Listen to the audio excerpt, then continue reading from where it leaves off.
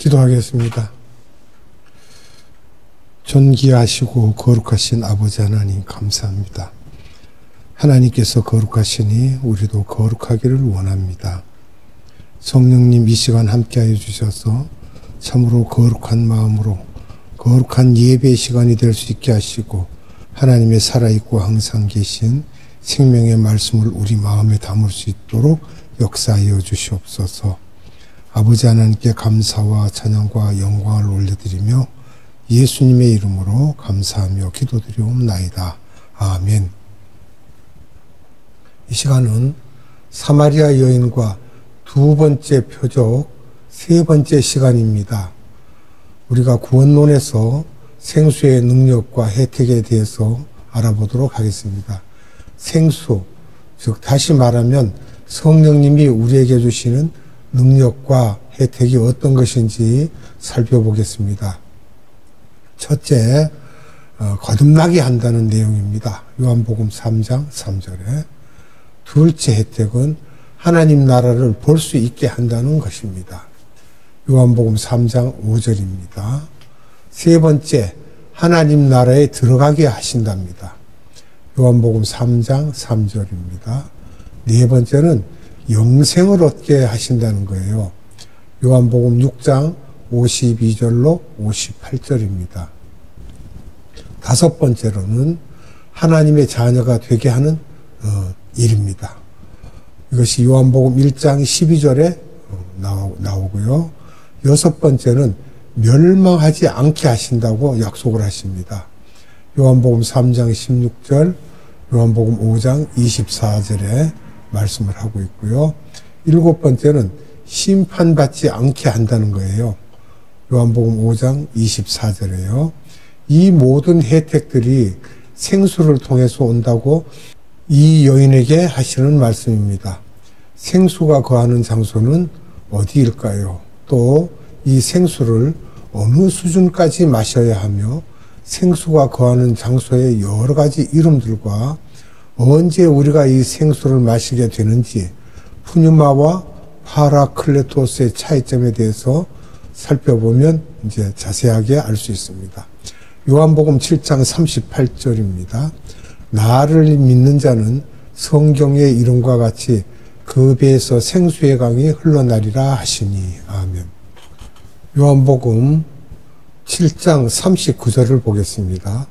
이는 그를 믿는 자에 받을 성령을 가리켜 말씀하신 것이라. 괄호 열고 예수께서 아직 영광을 받지 못하신 거로 성령이 아직 저희에게 계시지 아니하시더라. 괄호 닫고. 아멘. 미래형으로 받을이라는 말씀을 했어요. 받을. 미래형이죠. 이 말씀은 3년 공생애 중반에 하신 말씀으로 제자들은 이 말씀을 받을 때 크리스찬이 아니었으며 이 제자들은 언제 크리스찬이 되었는가 우리가 본다면요. 요한복음 2장 가나의 혼인잔치에서도 아직은 내 때가 아니라고 말씀하셨잖아요. 결국 예수님이 피 흘리는 때는 십자가 사건과 부활 사건으로 이 사건이 끝나야 그것을 믿는 자들과 예수님의 모든 정체성을 믿는 자들은 배로 위장하라는 뜻이 아닙니다. 여기에서 이렇게 해서 생수의 강이 흐른다는 것은 성령님이 흐른다는 것이며 이것은 장래에 이런 일이 일어날 것이라는 것입니다. 미래형으로 말씀하셨으니까요. 생수가 거하는 장소에 여러 가지 이름이 있습니다. 이것을 7가지로 이렇게 보는데요. 첫째, 마음입니다. 하트죠. 그리고 사람 뱃속을 말합니다. 둘째는요. 이것은 요한복음 7장 38절에 나오고요. 세 번째, 중심입니다. 가운데를 말하는 거죠. 중심. 시편 34편 18절입니다. 네 번째는 심령이라고 기록되어 있는데요. 마태복음 5장 3절입니다. 이것은 심령, 스피릿 이렇게 말하고요. 다섯 번째는 본성, 천성을 일컫고 있습니다. 로마서 2장 14절입니다. 여섯 번째는 양심이라고 합니다. 사도행전 23장 1절, 로마서 2장 15절에 되어 있고요. 7번째는 구원의 우물 이렇게 말합니다. 구원의 우물. 이사야서 12장 3절에요. 언제 우리가 생수를 마시게 되는가? 예수님의 십자가 사건과 부활 사건 후이며 다시 말해 예수님이 영광을 받으신 후에라는 것입니다. 영광은 십자가 사건과 부활 사건입니다. 요한복음 8장 28절, 요한복음 12장 32절, 요한복음 12장 34절에 나옵니다. 생수를 성령님이라고 했으며 원어로는 푸뉴마라고 했습니다. 같은 성령님이지만 기능적으로 두 가지로 분류를 해서 우리가 알아야 됩니다. 첫째, 구원을 주시면서 생수이기 때문에 생수가 내 속에 있으므로 쓴 뿌리들을 씻어주시는 역할을 하기도 하는 푸뉴마 성령님으로 포도주 되시고 예수님의 피가 되시고 생수가 되신다고 쭉 말씀드렸죠. 이것은 단회적일 뿐이지 이 성령님은 출애굽기 12장 8절에 쓴나물과 같이 먹는다고 한 것처럼 이 쓴나물의 성령님이십니다. 왜냐하면 이 쓴나물은 우리의 몸속에 독소를 제거해주고 예수님의 보혈이 그 속에 독소를 제거하는 것이 백혈구처럼 쓴나물은 예수님의 보혈과 연결되어 있고 예수님의 보혈은 샘물과 연결되어 있습니다. 그런데 우리의 쓴 뿌리들이 깊이 있기 때문에 쓴 뿌리들을 좀 더 제거를 깊게 하기 위해서 성화를 더 독촉시키고 강화시켜주는 무기가 필요한데 그 무기를 보혜사 성령님이라고 합니다. 보혜사 성령님이 쓴 뿌리를 제거하는데 더 강한 역할을 해주는, 그래서 우리가 파라클레토스라고 합니다. 요한복음 14장 16절을 봅니다. 내가 아버지께 구하겠으니 그가 또 다른 보혜사를 너희에게 주사 영원토록 너희와 함께 있게 하시리니. 아멘. 예수님이 성만찬 하시는 때이죠. 또 다른 보혜사라고 했는데 이 다른의 뜻은 헬라어로 알로스라고 합니다. 본질은 같은데 기능의 차이가 있을 때 사용하는 말입니다. 파라클레토스라는 이 파라는 옆에, 속이 아닌 바깥쪽입니다. 옆에 계신다는 것이고, 클레토스는 초청받으시는 분이라는 것입니다. 내가 초청을 해야만 이제 오시는 분이며 초청하기를 기다리시는 그런 분입니다. 그래서 초청하면 우리 안에 오신다는 것입니다. 그러면 성령님이 두 분이신가요? 이렇게 질문을 하겠죠. 그런데 아닙니다. 한 분이십니다. 성령님은 우주에 편만하시기 때문에 내 속에만 계시는 것이 아니고 우주에 편만하고 계시기에 내 속에도 있고 곁에도 있고 그렇게 하는데, 내 속에 있는 분은 내게 구원을 주신 분이시고 나를 씻어주는 물같이 역사를 하시는 분이시고, 바깥에 계신 분은 내가 초청을 하면 더 강하게 나타나시는데 불같이, 사도행전 2장을 보면요, 불같이, 또 바람같이 사도행전 2장 3절에요. 빛같이 사도행전 9장 3절에요. 다메섹에서 바울이 만난 성령님이죠. 빛같이. 또는 비둘기같이 마태복음 3장 16절에 예수님이 세례 받으실 때 비둘기같이 내리셨죠. 이렇게 예수님의 영이 이렇게도 역사하신다. 그래서 보혜사 성령님은 우리에게 오셔서 우리를 성화시켜주는 푸뉴마 성령님도 성화시켜주지만 파라클레토스 성령님도 우리를 성화시켜주시고 우리의 쓴뿌리들을 강하게 제거해 주시는 그런 분이십니다. 그러면 마태복음 5장의 팔복에 대한 그 산상수훈에 대한 말씀을 잠시 나누도록 합니다. 첫째, 복 있는 자를 이야기할 때 처음에 마음이 가난한 자는 복이 있나니 천국이 저희 것이요 한 것처럼, 하트가 가난한 사람은 내게 왜 주님의 성품이 없을까 할 때 그 안에서 푸뉴마 성령님이 역사하기 시작하십니다. 로마서 8장 26절을 봅니다. 이와 같이 성령도 우리 연약함을 도우시나니 우리가 마땅히 빌 바를 알지 못하나 오직 성령이 말할 수 없는 탄식으로 우리를 위하여 친히 간구하시느니라. 아멘. 푸뉴마 성령님의 역사하심이죠. 혼자 묵상하면서 회개하는 마음을 가지면 가장 먼저 푸뉴마 성령님이 일을 하십니다. 둘째로는 애통하는 자는 복이 있나니 저희가 위로를 받을 것이요. 아멘. 애통한다는 것은 내 속에서 푸뉴마 성령님이 애통하는 것이며 그런 사람은 위로를 받을 것이라고 했는데 위로자는 파라클레토스 성령님이십니다. 그래서 파라클레토스라고 하고는 헬퍼 또는 컴포터라고 하며 나의 더러운 성품 때문에 애통하면 푸뉴마 성령님께서 일하시고 그 즉시로 파라클레토스 성령님께서 불같이 오셔서 태워주시고 바람같이 빛같이 비둘기같이 오신다는 것입니다. 그래서 우리는 두 기능의 성령님이 필요하다 이 말입니다. 예수님의 제자들도 그렇게 필요했던 것입니다. 요한복음 7장에서 예수님께서 제자들에게 처음에 말씀하시기를 나를 믿는 자들에게는 푸뉴마 성령님을 갖는다고 하시고 성만찬 하실 때 이 푸뉴마 성령님을 받은 후에는 다른 위로자 성령님을 주시겠다는 것입니다. 그리고 승천하시는 그날에 사도행전 1장 3절에서 5절이죠.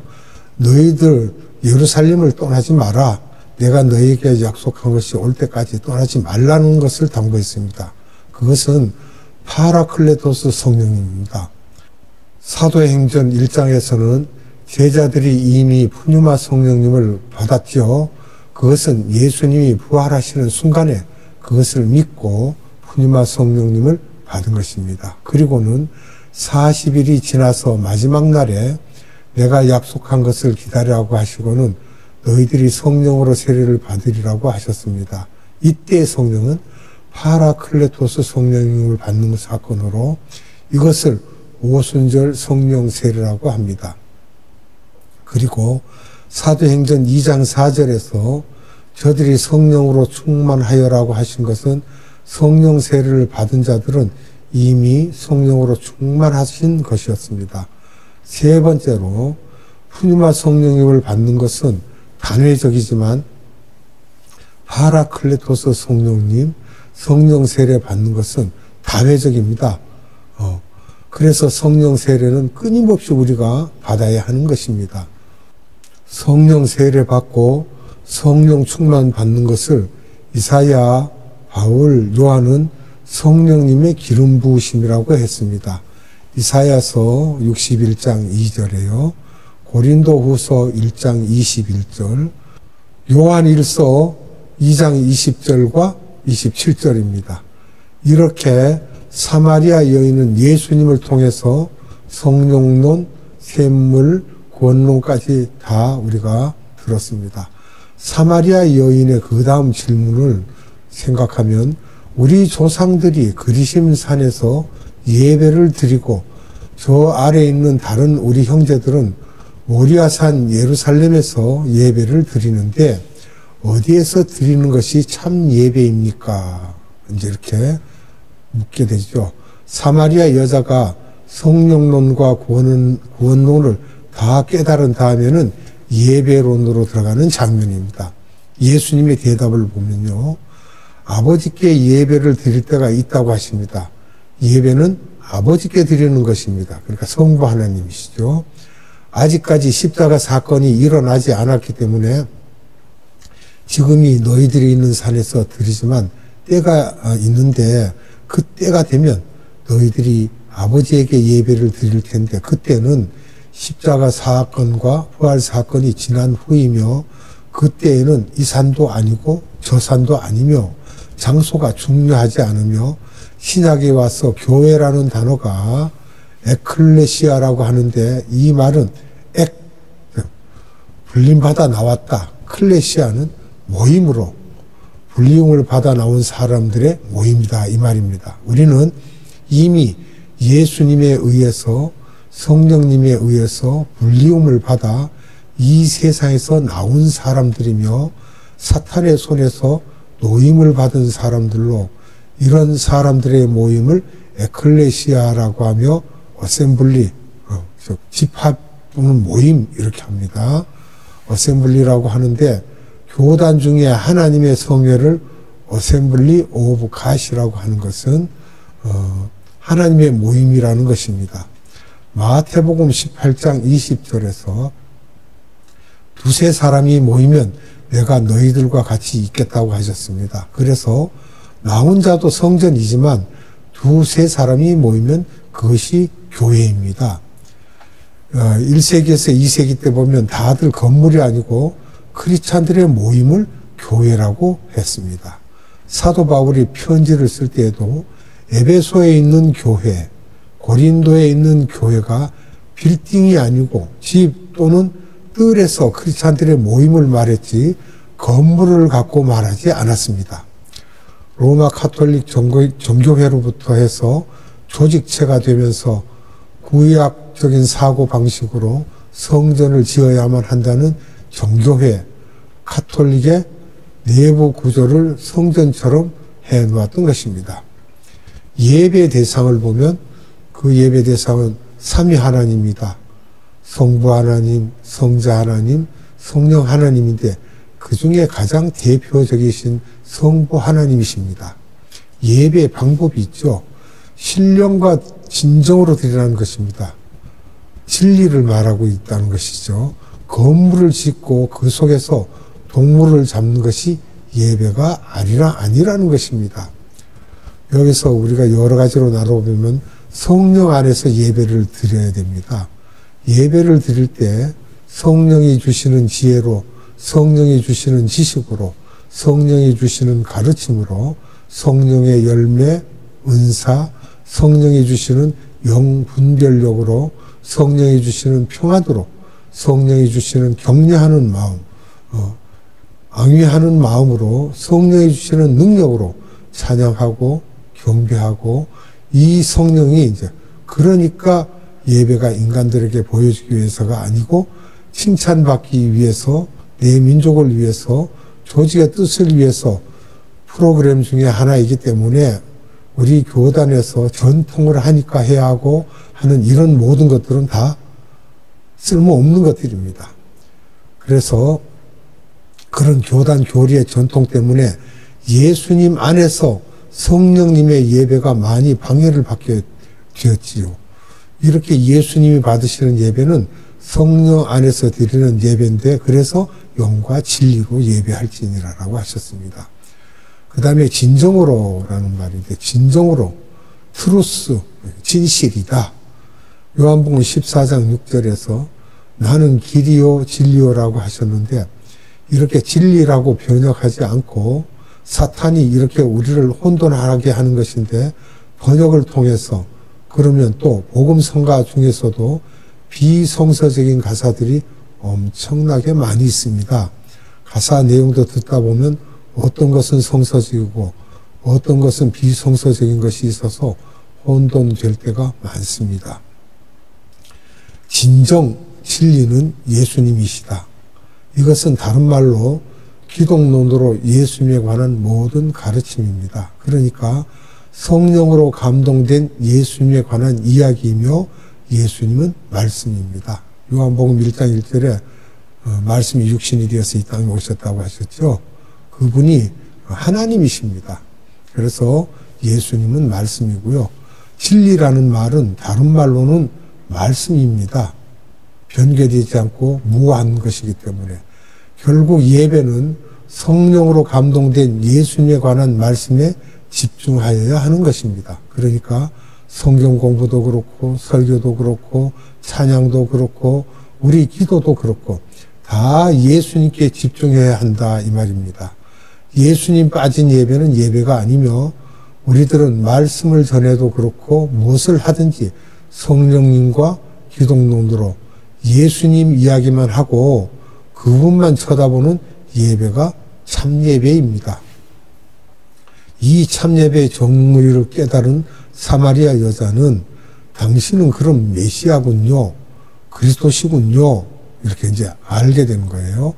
요한복음 4장 25절을 봅니다. 여자가 가로되 메시아 곧 그리스도라 하는 이가 오실 줄을 내가 아노니 그가 오시면 모든 것을 우리에게 구하시리이다. 아멘. 요한복음 4장 42절을 봅니다. 그 여자에게 말하되 이제 우리가 믿는 것은 내 말을 인함이 아니니 이는 우리가 친히 듣고 그가 참으로 세상의 구주신 줄 알민지라 하였더라. 아멘. 거기서 말씀을 들은 자들이 말하죠. 예수님께서 대답하시기를 내가 메시아라고 하시면서 이야기가 끝나는데 요한복음 4장 27절에서 이때 예수님의 제자들이 돌아와서 이 여자와 이야기하는 것을 이상히 여겼지만 묻지 않았다고 하셨습니다. 예수님께서는 이 여자를 통하여 하시고자 하는 뜻을 다 이루시고 난 후에 천사들을 통하여 제자들을 보내신 것 같습니다. 다음 시간에 이어서 말씀을 드리도록 하겠습니다. 기도합니다. 아버지 하나님 감사합니다. 사마리아 여인을 통하여 예수님을 증거하시는 모든 내용들이 자세하게 우리에게 알려질 수 있어서 감사합니다. 우리는 건성건성 하나님의 말씀을 볼 때가 있지만 하나님께서는 우리에게 더욱더 자세히 성령님을 통하여 우리가 모르는 것을 알게 하시고 우리가 볼 수 없는 것을 볼 수 있게 하셔서 우리에게 이와 같이 심오하고 깊은 말씀을 알려주심을 감사드립니다. 아버지 하나님 오늘도 성령님과 함께하여서 우리에게 참 예배를 드릴 수 있도록 인도하심을 감사드립니다. 아버지 하나님께 무한한 감사와 찬양과 영광을 올려드리며 예수님의 이름으로 감사하며 기도드리옵나이다. 아멘. 주님 가르쳐준 기도로 예배를 마칩니다. 하늘에 계신 우리 아버지, 아버지의 이름을 거룩하게 하시며 아버지의 나라가 오게 하시며 아버지의 뜻이 하늘에서와 같이 땅에서도 이루어지게 하소서. 오늘 우리에게 일용할 양식을 주시고 우리가 우리에게 잘못한 사람을 용서하여 준 것 같이 우리의 죄를 용서하여 주시고 우리를 시험에 빠지지 않게 하시고 악에서 구하소서. 나라와 권능과 영광이 영원히 아버지의 것입니다. 아멘.